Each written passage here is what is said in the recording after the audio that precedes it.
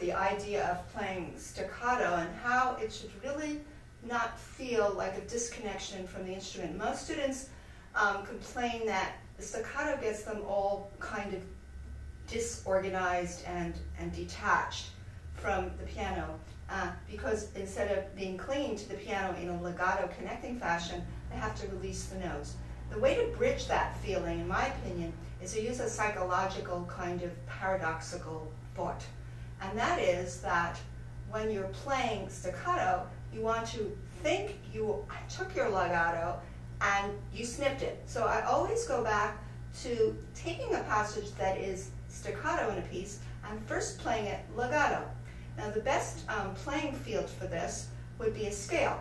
You know, take a scale and play it legato, up and down, and then come around the corner and snip it, like you just take a little scissor and snip it, which means that you're not drastically changing your relationship to that scale in terms of the sense of gravity and connection. So let's say I play an F sharp major scale. The reason I play that is it's easy because you can chunk it, as I've shown before. You can play the triple black notes, and then the thumbs meet, and then the double black notes, and the thumbs meet each sharp, and then the triples, the 2, 3, 4, and the upside down of 2, 3, 4. A very symmetrical scale. And this is a good scale to pick because, you know, you can feel very grooved into it because it is a bunch of patterns. So now let's say I play slow 16th notes for 4 octaves, legato, and then I come around the corner and I tell myself, snip it. Now I would be a little bit deeper in the keys because I want to get into the keys when I do this. And later we'll talk about playing a soft staccato. So I would roll into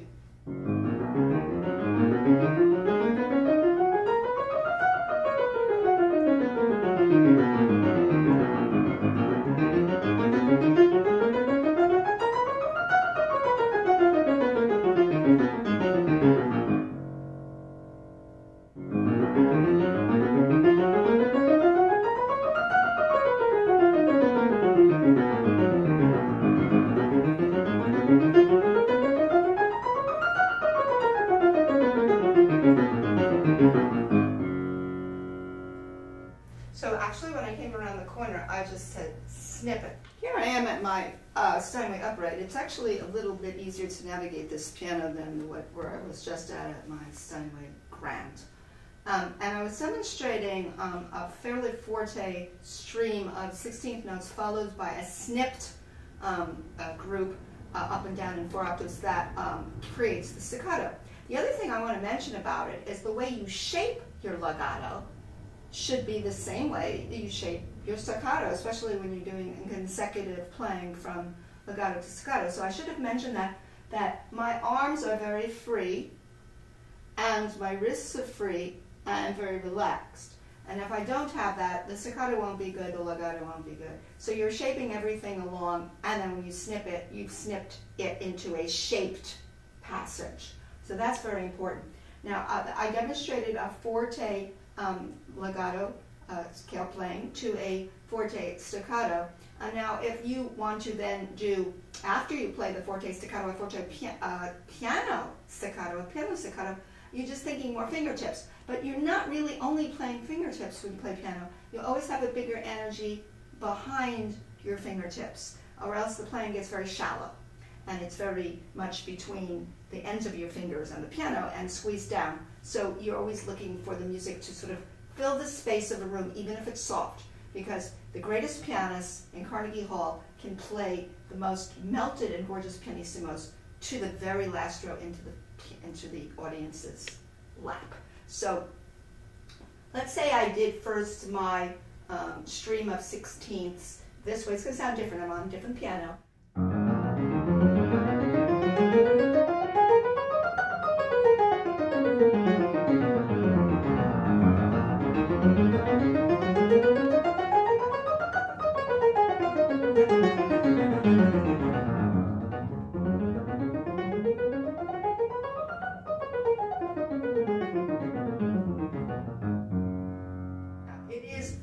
Difficult to play a bigger dynamic range on an upright piano, and that has to do with the actual mechanism of an upright. There is not a double action When you put the note down, you don't feel the double action, which gives you a little bit more control over dynamics. But maybe I had the illusion at least of playing soft staccato. I felt like I was playing staccato soft.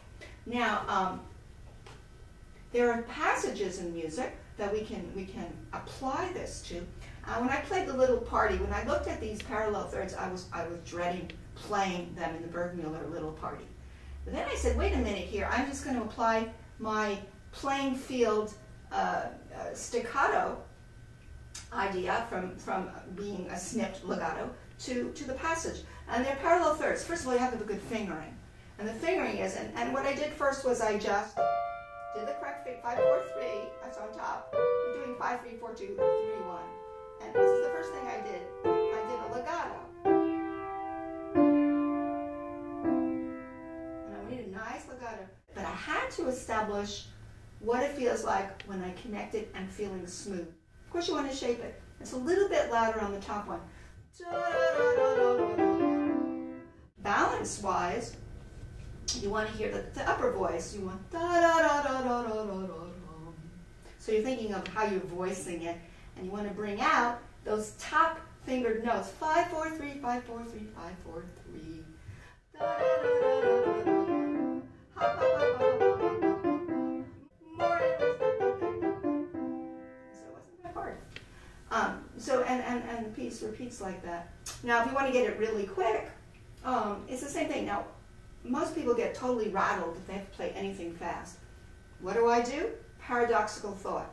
When I'm playing fast, I think slow.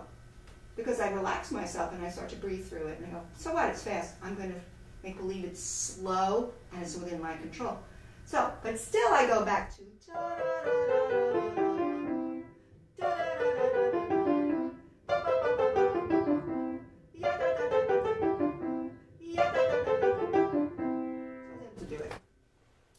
you an idea of how you can take a legato passage, play it slowly, breathe through it, and maybe double the speed, breathe through it legato, maybe triple the speed if it's fast, breathe through it, and then snip it out.